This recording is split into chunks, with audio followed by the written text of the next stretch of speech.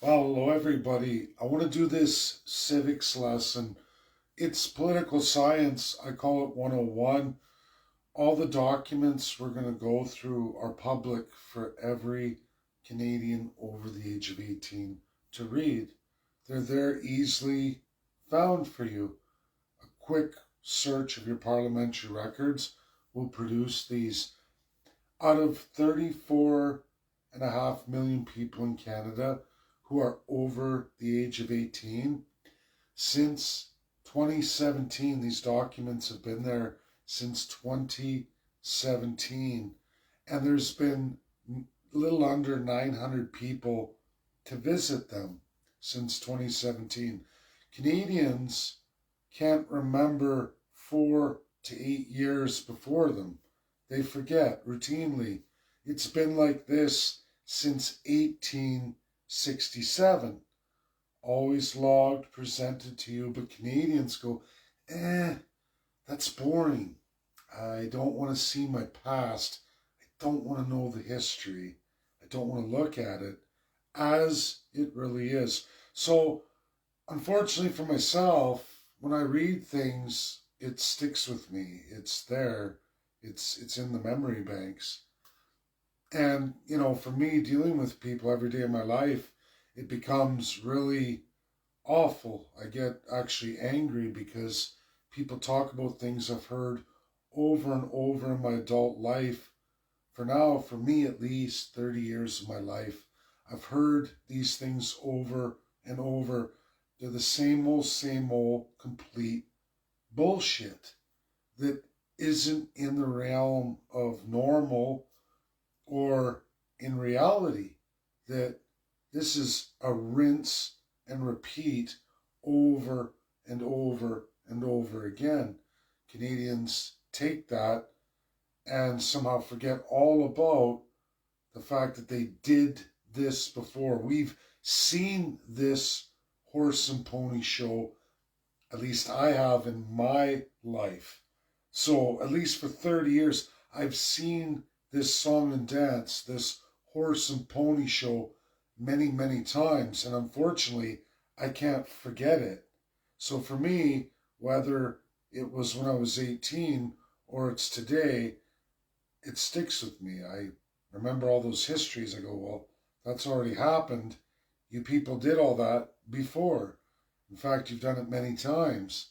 And somehow, every few years, within at least 40 years, Canadians re-evaluate everything exactly the same way as though they've never seen it before. And I think, well, okay, I can get that if you're 18 to 28, okay?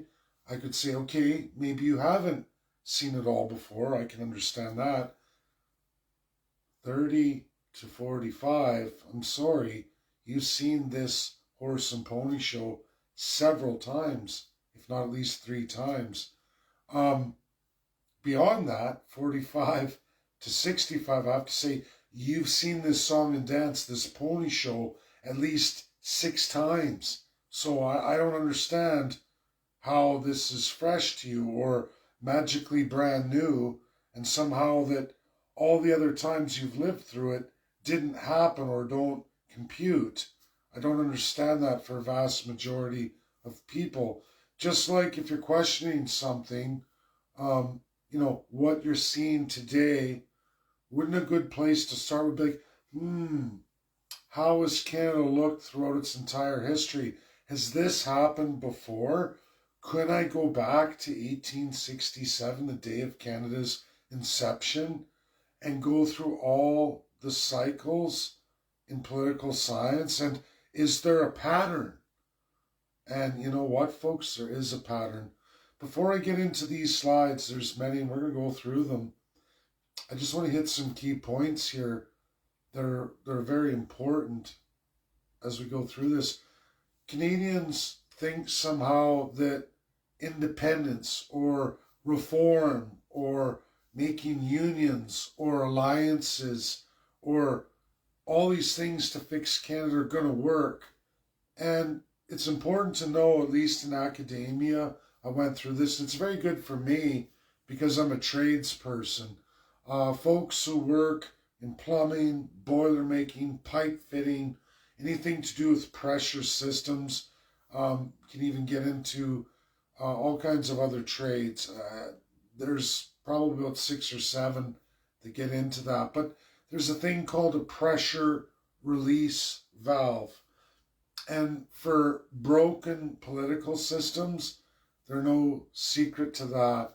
And it's gone through in academia right now in comparative law as I look at countries like Canada and others who are unable to change, who stay the same and keep rinsing and repeating. And one thing about the fools, the people being made fun of, or the joke of the institution, which is me, you, everybody, whether you believe you're awake or you're on some woke path or whatever narrative the Crown has led you on. The problem is that you're falling for the pressure release valve. These systems are old. These broken systems work because they have mechanisms of what are called pressure release valves, and they trick you into it every cycle. And this is a 15 to 20 year cycle where they know at least half the electorate may not have even seen it, or those who have seen it once or twice can still be bamboozled and will fall entirely into those pressure release valves. And unfortunately for me, I've seen it now in my life. In the last 30 years, I've seen the pressure release valve that everyone falls into. The pressure's gone, the system can run again, but it won't last long. The pressure's going to build up and it's going to pop again. But the same mechanism by which that's done in the broken system continues on, and the people still fall for it. They can't call the plumber, or they can't call the pipe fitter or the boiler maker, depending on the system. They just can't do it. They believe that as long as the pressure releases, who cares? A little bit of damage, but the damage is accumulating. The system's getting more and more broken, and it's the people who rely on it who are going to suffer the most, not the people who built it and operate it and who are getting paid to do that. They're laughing all the way to the bank. They go, well, if these idiots are going to keep going, we can keep doing the same things and keep getting more money for a failing system, and it's going to cost the people more and more every cycle. And that's what's happened here with Canada, for not recent, or not just with the Liberals, which you Canadians, whether it was Liberal or Conservative or other, you do the same thing since day one that you do today without any kind of change.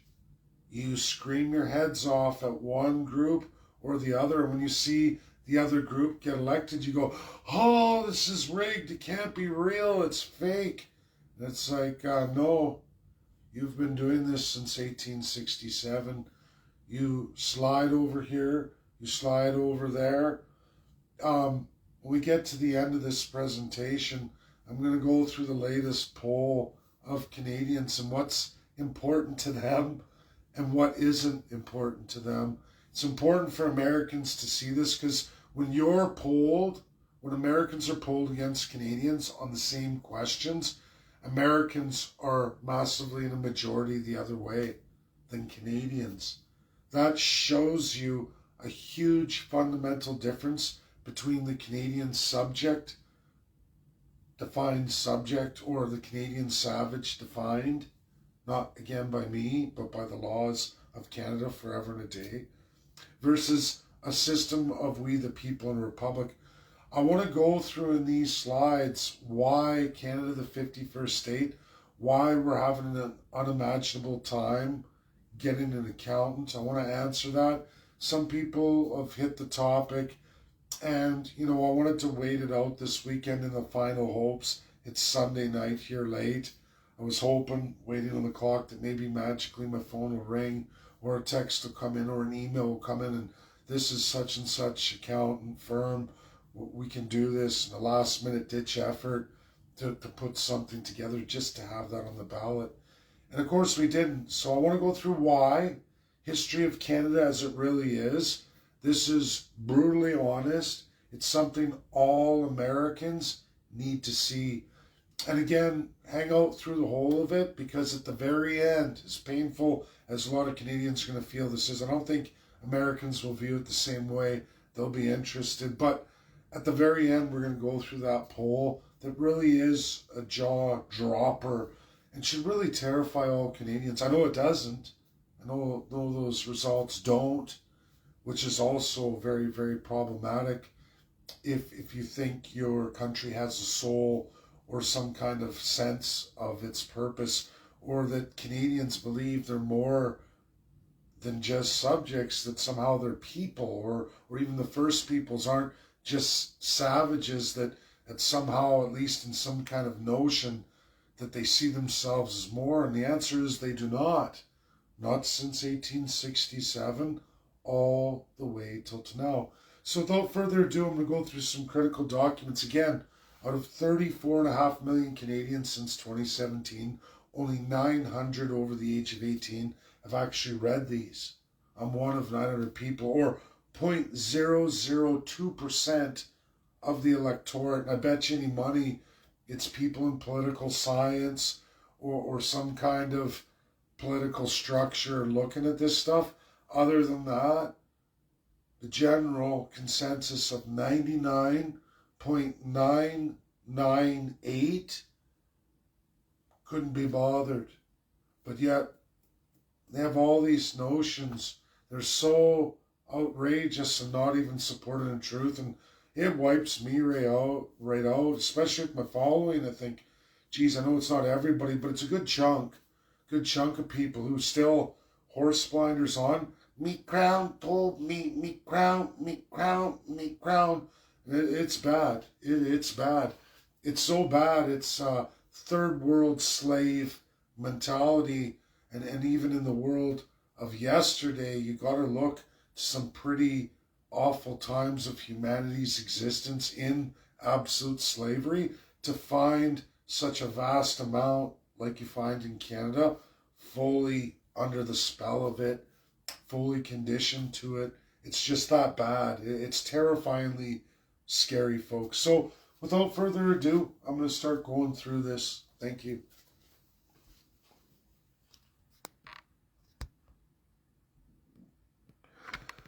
So I made this meme today. I added to it.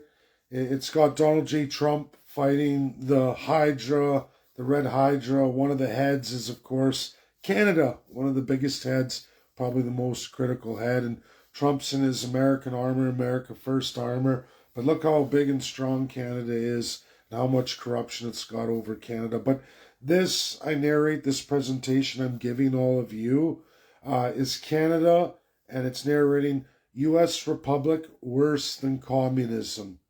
And we're going to get into some pretty serious history of Canada here.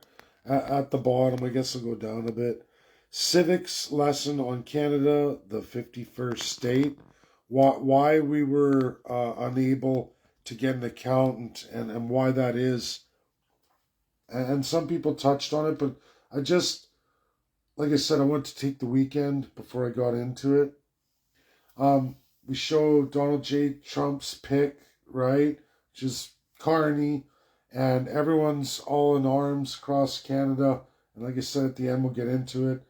I got Pierre Poilievre right now, and he's got Jagmeet Singh on one side. You've all been seeing this. I know my union supported him because he's promised all kinds of money for unions and education and funding. And of course, then you got Yves Blanchette on the other side of Pierre Poilievre. Pierre's fighting, as you can see in the latest, Mark Carney's in supermajority, but, you know, with CPC block, and if CPC took 7 more seats, he'd only be 9 away. If he could somehow chintz down the Liberals another 9 seats, he could actually, with a 3-way coalition, he could maybe tie the Liberals or squeak out a minority government and a coalition as it stands right now. And I know Canadians don't want to believe any of this, but we're going to go through some serious documents in history that's really undeniable. So right now, Pierre, he said he will increase equalization to Quebec. That's a proponent to strengthening a bloc, CPC coalition. And on top of that, for unions, we saw that first last week. Fund education to expand unions. Even my union international rep told, well, put it out there, didn't tell everybody how to vote, but said you should vote for Pierre Poilievre because of this, right? No, on the other side, Trump, you all heard him say, oh, Prime Minister Carney, showing respect to him for reasons, because Carney all pay Trump's tariffs by taxation, debt loading, and printing money. This, of course, is true to save automotives. It neutralizes the automotive industry. That's a $50 billion industry in Ontario. It neutralizes Quebec Pharma, saves $41 billion there.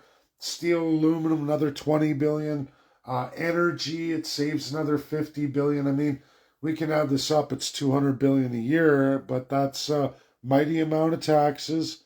It's a lot of debt loading, and it's a mass amount of money printing. But he's going to do that. And of course, Trump's like, great, we'll get money. You go with that. I don't think you will survive 2 years, but you go.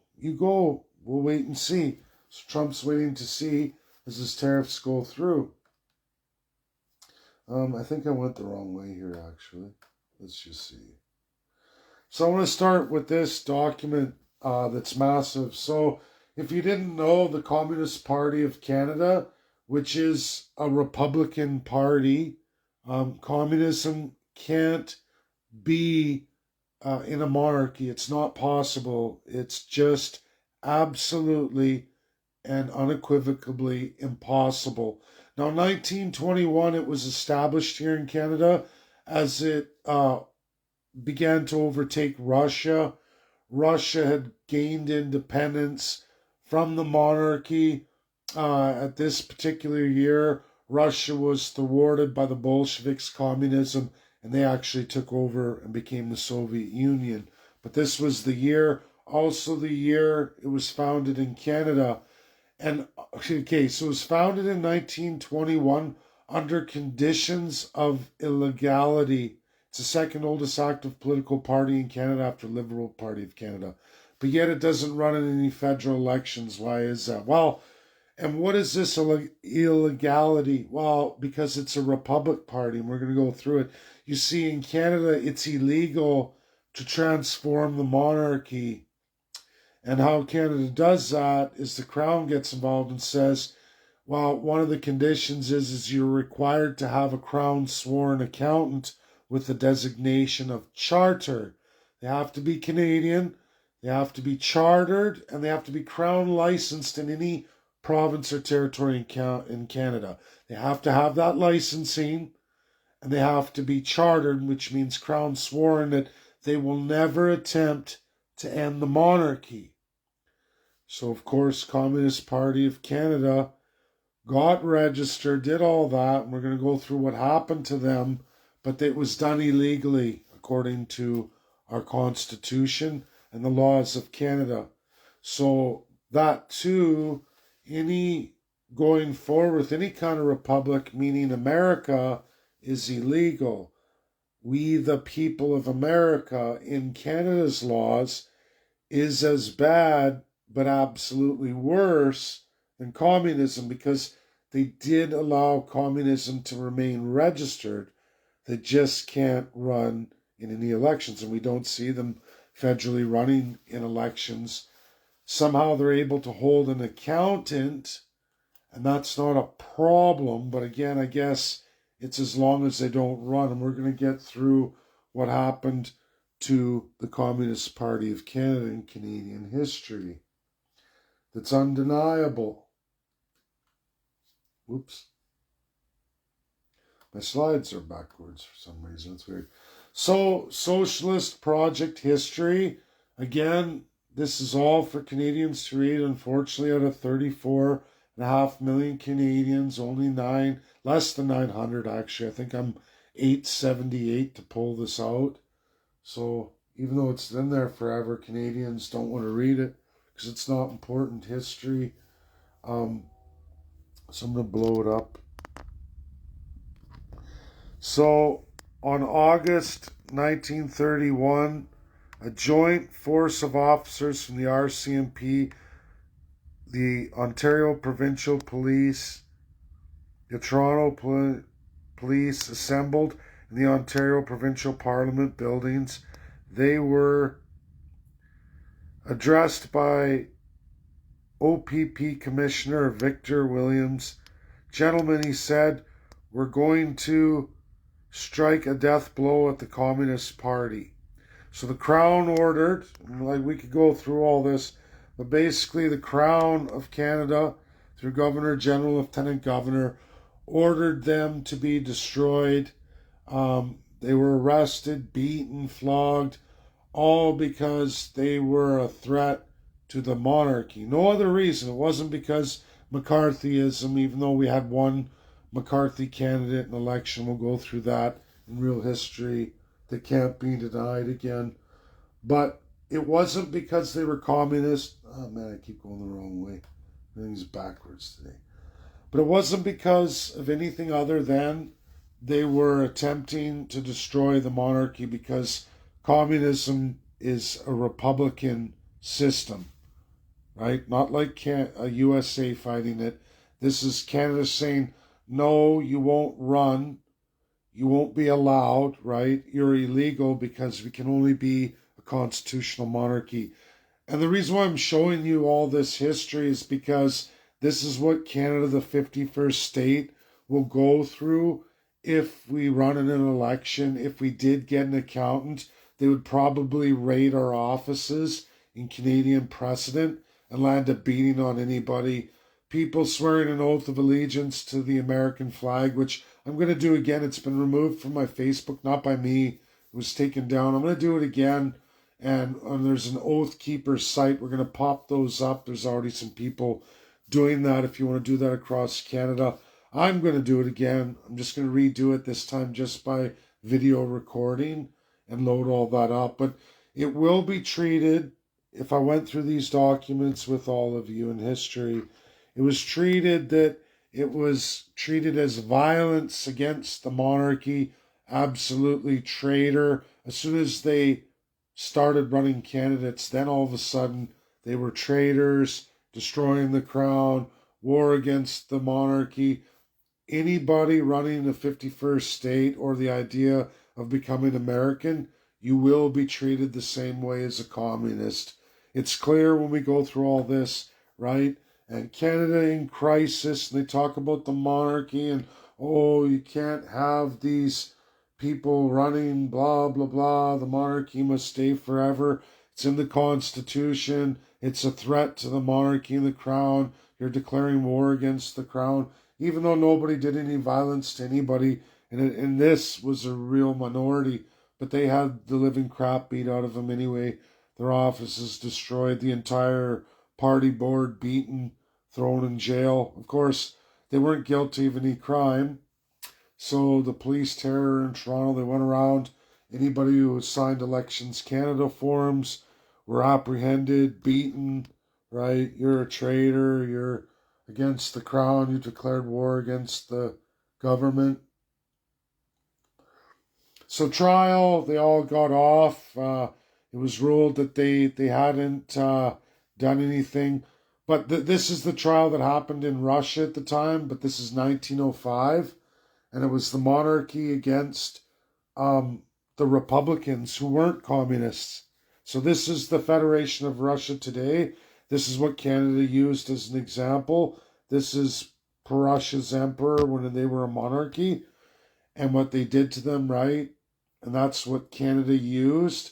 Took the crown of Russia, the example of Republicans in Russia at the time, which is the Russian Federation today, same party, just like United States, everybody. So this was the American-style Republicans, we the people Russians, and of course they were put on trial, right? And this is what Canada's government used as a precedent in 31 to do what they did to the communists. Now these weren't, this precedent's important because these are the we the people Republicans of Russia, not communists. So they're like the Americans of Russia, we the people of the United States. This was the precedent of what the crown in Russia did to American style Republicans. And it's what Canada used to prosecute, beat, and remove all the rights of the communists in Canada, the Republicans, even though they're communist. And we the people and communists are two different style of republics, but it didn't matter. The crown used the crown of Russia to deal with those folks in 1905. And of course, those folks only got stronger, and they had a We the People revolution in Russia, defeated the monarchy, ran the Russian Federation of We the People for a few years, and were destroyed post 1921 by the Soviet Union, the Communist Party of Russia. So now, folks, we're going to get into some real bread and butter here that Canadians need to understand. And if you don't understand this, I don't know what to say. So third edition, 2017. Again, this is continuation of my research. So again, how many Canadians out of 34.5 million over the age of 18 actually ever went to the Parliament of Canada and pulled these records? Less than 900. I'm in the 800s. I'm the first one in a few months. But a 0.002% of the electorate. So with all the people who are online right now and whoever shares this after, you'll expand that. You'll expand that quite a bit. I don't think there's any education, not only the stuff I just showed you before in precedent law of Canada and what they'll do to anyone who loves America and wishes to make Canada the 51st state by legal means, that will be ruled illegal and that you'll be prosecuted if you got registered and you actually ran for office. And so those folks wondering why Donald Trump's gone the direction he has, well, this is why. And we're going to go through more. Why he's going with Carney, and even though Canadians don't know anything about their system or their past, Americans do. They look at all this stuff. They're not fools. And after tonight, none of you will be either. So again, this is Appendix 10, General Election Results since 1867. Members are elected to the House of Commons under different political affiliations. The nature of these political affiliations is varied with time, with several different affiliations having been represented in this House. A majority government is formed with the support of a majority of members, most often when the same political party holds a majority of the seats and the majority of the members share similar political affiliation. Most governments since 1867 have been majority governments. However, the general elections they go off a bunch of different years. It's not really super important, but not many.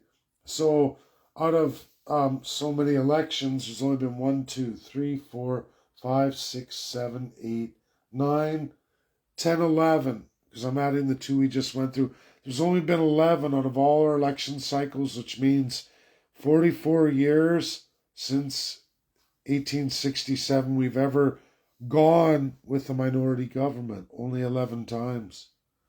And 2 recently with Trudeau's Liberals.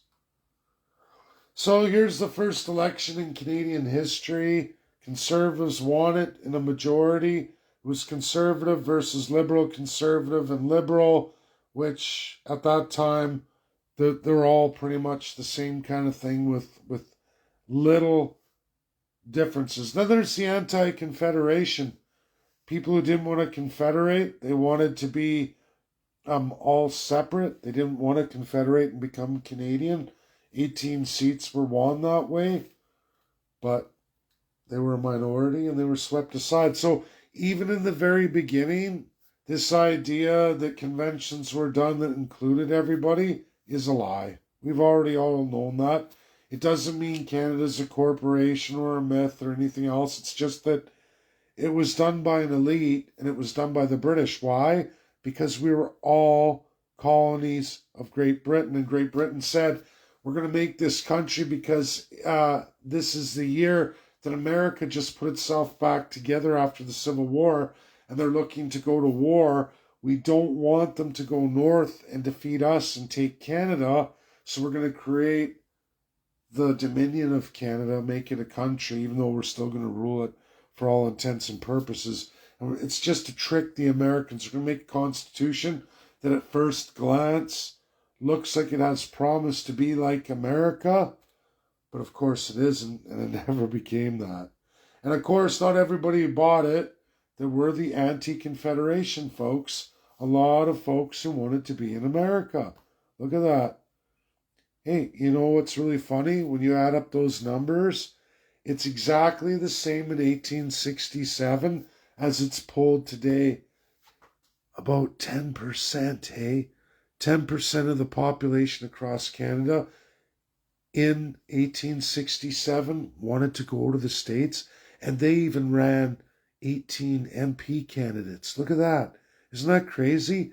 Day one, Dominion of Canada.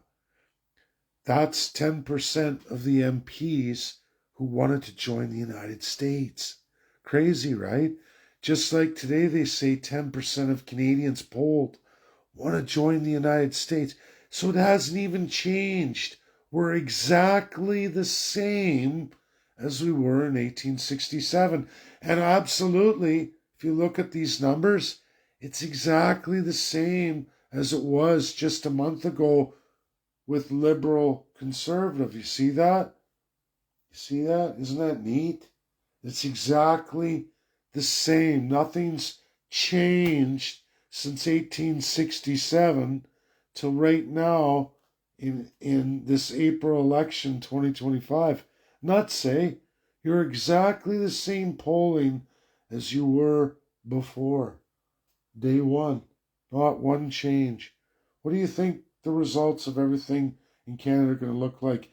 You guys, why I'm doing this is because people are freaking out about, oh, it's impossible. The Liberals have a 4-term situation in government. It couldn't possibly be. This is outrageous. Is it really outrageous in Canadian history, or is that more people denying reality, denying history as it really is, denying the very real country you live in? Again, this should level a lot of people. There were that many pro-American join the Union on day one as there is today. That should tell you everything. But we're going to go through more. So that, I just showed you the first 4 years. That was Conservative. Here's the next 4 years. Hey, look at that. Wow. Another 4 years. Hey, what's this? Oh, Liberal. So we had 2 Conservative. Then it flip-flops. Somehow the whole population got real pissed with the majority Conservatives and said the best thing to do is go with a Liberal majority. So they did.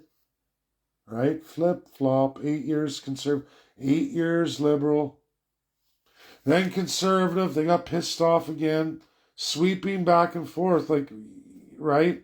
Like this is some kind of not truth or something. Well, it is. So we're already at 16 years of government. Oh, there's another Conservative. That's 2 in a row. Look at that. 5th. Oh, another Conservative majority. 3 in a row. Holy smokes, we're already at 1887. Beat the hell out of the Indians, hung a bunch of people, shot a bunch of farmers, put down the Northwest Rebellion, built a railroad. Everything's going great. Whoa, that's 4 in a row. Holy smokes, and that's Conservatives. How is this possible? 4 in a row. 4 in a row. Can't be true. Can't be, is it? Wow.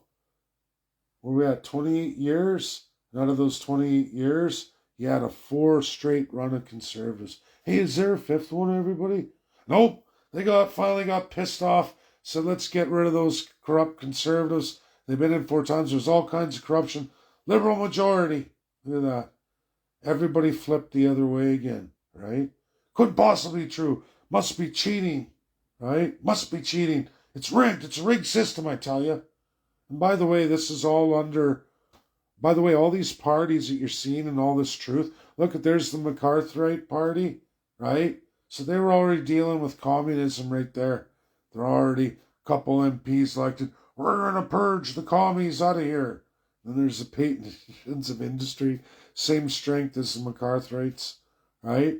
Hilarious, right? But still the swing. And this is all under Britain, and we're a colony. Still a country, but we're a colony because Britain runs everything. They have all the crown positions, prime minister and all of it. This house, because the crown of UK holds the entire Senate. This is all house, which was all that Canada had, and they couldn't even make laws without the British consent, which means the crown in Canada, Governor General and all down, was all by UK. Our Senate was, our Supreme and Superior Courts were all British. So we didn't have our own courts. We didn't have any of that. It's all crown of the UK. We have this, our one house that can't even, they can pass laws, but you have to send them to the UK. If the UK Senate in here in Canada appointed UK people, approved it, and you didn't get any blowback from the Governor General who's from the UK or any of the Lieutenant Governors in the provinces, because they're all from the UK. In fact, the 2,000 crown positions in Canada at this time and every time up to the 50s were all UK. So it was easy for the UK. It was our only check and balance in all of these years, by the way.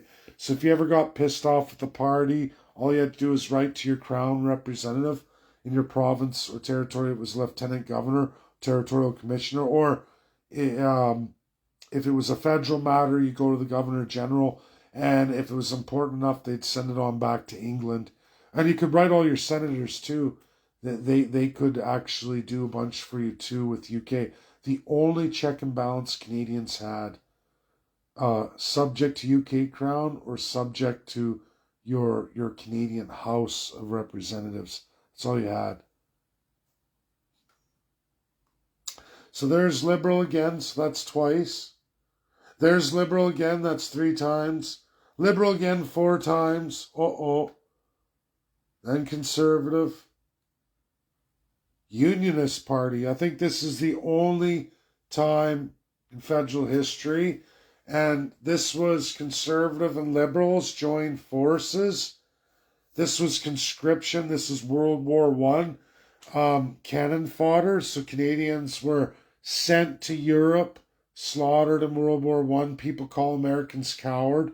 But remember, this was all about Negro subjugation and murder.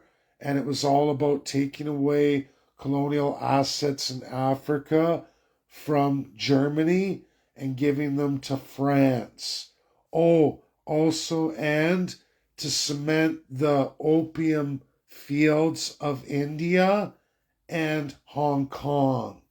Yeah, I forgot about that part too. This is what World War One was fought for. It's all the problems today in the United States against Canada. And Canada loves this history.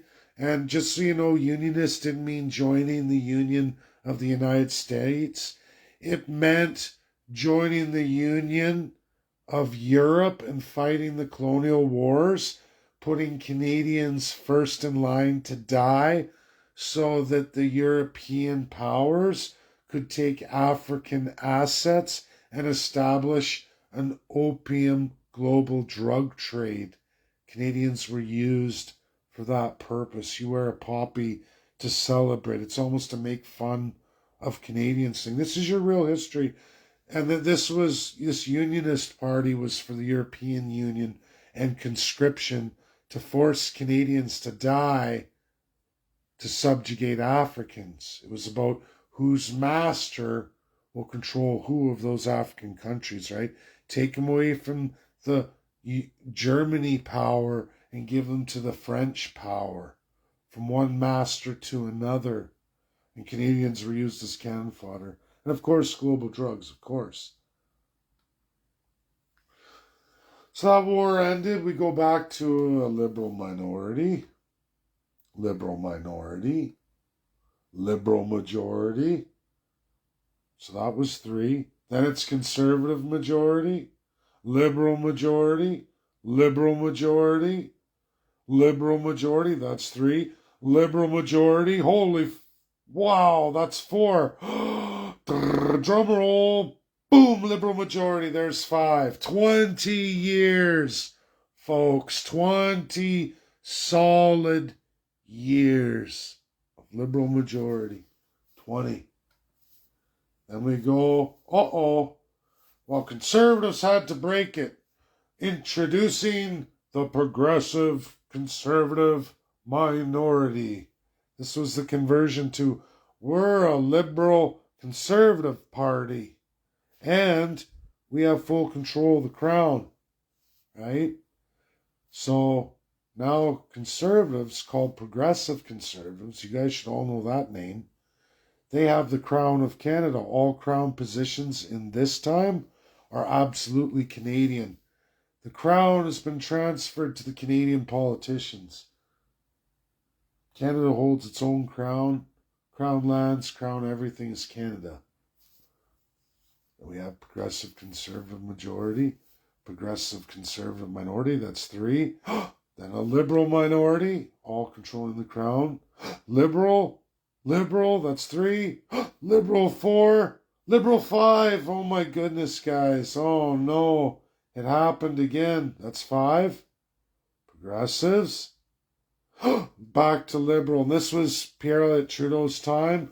They almost had 5, but they ended up, the Conservatives were so short that the Liberals ended up actually getting 6. When you add the years, they had 6 straight. World record. This is by 1980. You guys know all about the national energy. At least I hope you do. Right? Then it was progressive, liberal,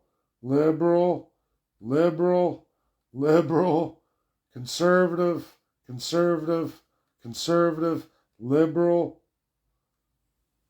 And then there's now the 2 liberal, and we might be going into a 4. So folks, going through all of that, did you see any change from day 1 to now in how the electorate goes back like a ping pong ball? Canadians are quite capable of voting 4, 5 times for a liberal or a conservative. Well, not conservatives, but liberals have been voted in 4 times over, many times, and even 5, almost 6 times in our Canadian history, in a row almost 6 times in a row. 5 twice, 4 many times, conservatives many times, 4. None of it's abnormal. And the flip-flop, bang, bang, back and forth has never changed since the British to Canadian. In fact, the parties, largely federal, haven't changed. Only the idea that we don't have a crown check and balance. We have 0 checks and balances in Canada.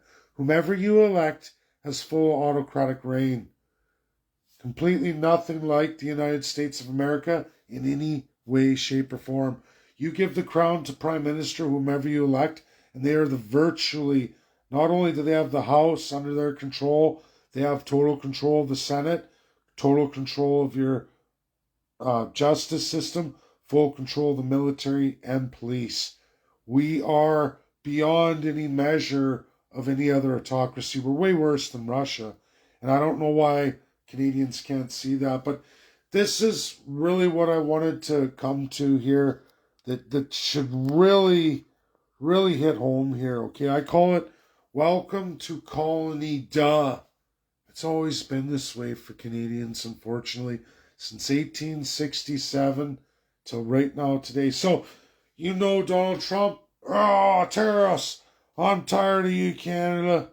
And everyone wants to run as fast as they can to Carney. So, here's the first poll question. This was just done 2 days ago.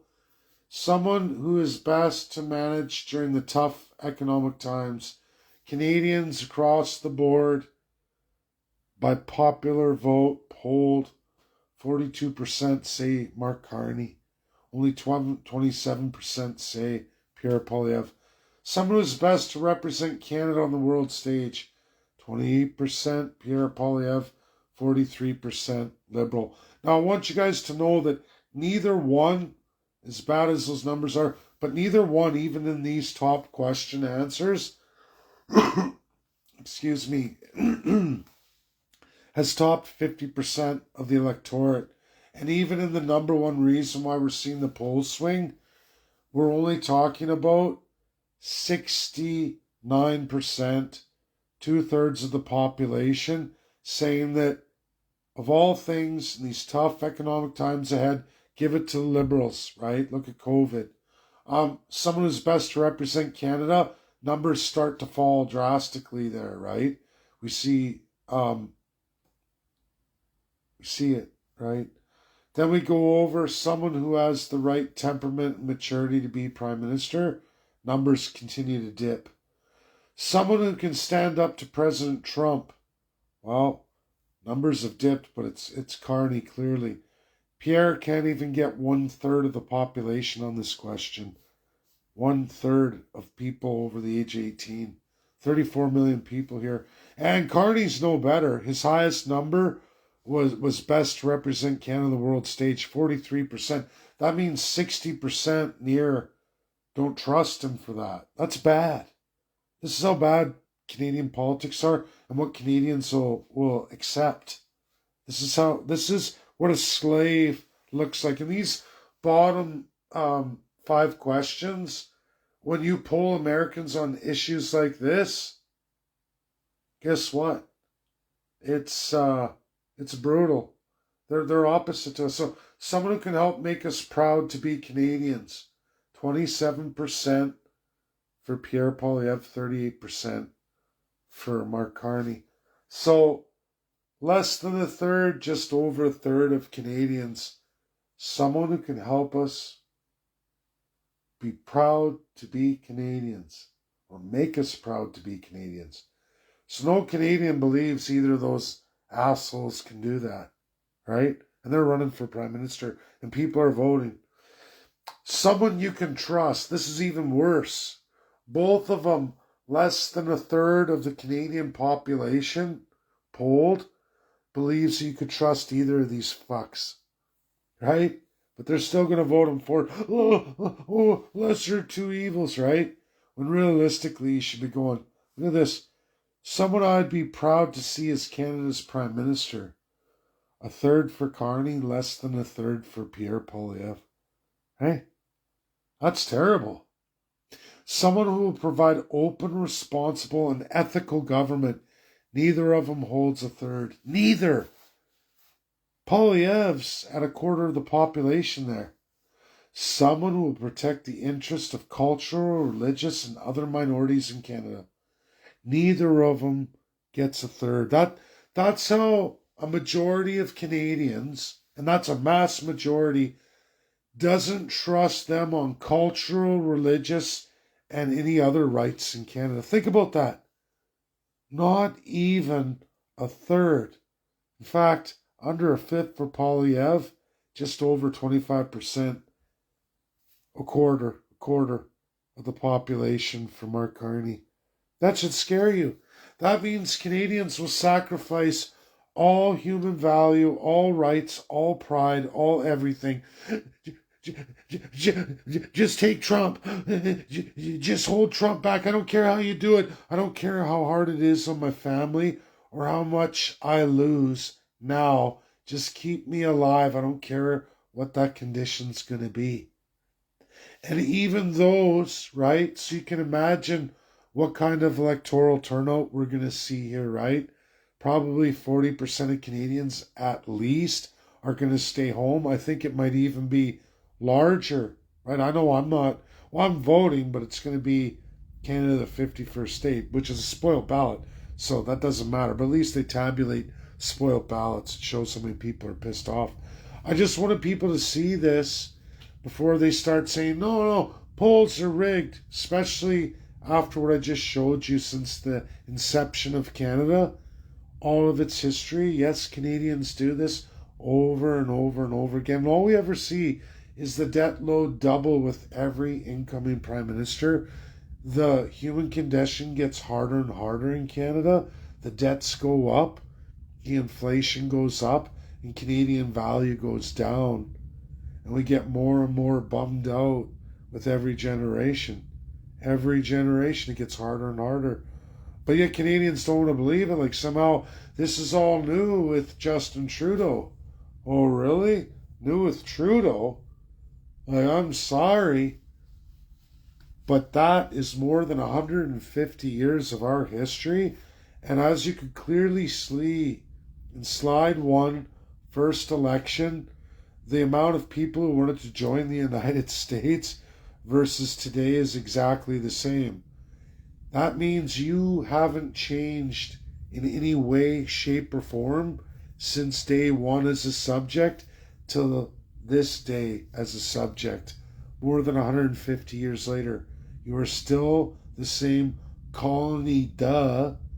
You have been since day one. And I'm not attacking my friends and followers here, but this is for all of Canadians. This is who you are, what you are, and how you think. And you've thought the same way, you've behaved exactly the same way in a reciprocating saw style cycle, back and forth, forever and a day. You have not changed, not since the British, not since the Canadian government. You do the same thing over and over, and you expect different results, but there aren't any different results. And this, what's polled today, is polled throughout our Canadian history, and this is how you are. Oh, I know I can't trust him. I know he's a criminal. I know he's going to remove all my rights and freedoms, but I need to work tomorrow. It's like the field Negro from the speech of the grassroots, right? He puts up with it. Bare feet, rags. Oh, well, just going to put up with it. And then you got the house Negro sucks balls to the master, the more evil than the master ever could be. And this is your Canadian, because why? It's a slave mentality.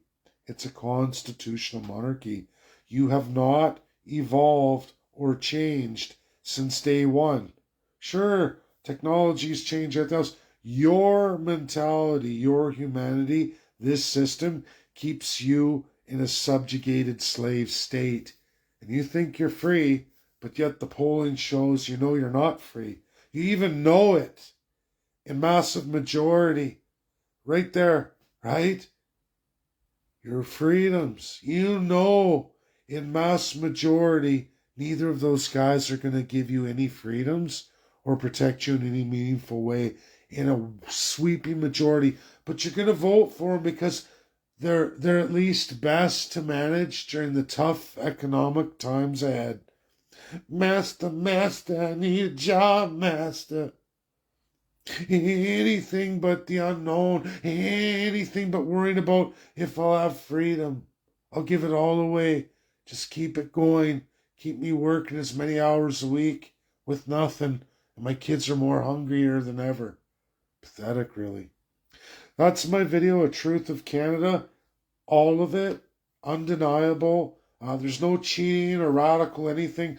The only thing radical is that millions of people can be tricked and coerced in 2025. I could see 1867, the literacy rate, the education, but in 2025, with all this technology, all the ability to access information, it is just dumbfounding that Canadians in some kind of majority can't see the truth of this. That with all and everything available to you and all the power of education, you can't figure this out. Truly and epically scary. God bless everybody. Share. Terrific amount of education that no one's ever watched before. You should share it to everyone you know. At least have them watch it. It's undeniable. And it should really hit the core of people. You would think. But, oh, what can I do? I just got to go to work tomorrow. I just got to be a master. Give me the suckle. Give me the suckle. I need the biggest one, the dirtiest one I can find. I hate to say that, but it's true. It's why they call that slang Canadian. Canadians came up with the slang suckle. Why? Because we're a country of suckles. Slaves. Master mentality. Bye now.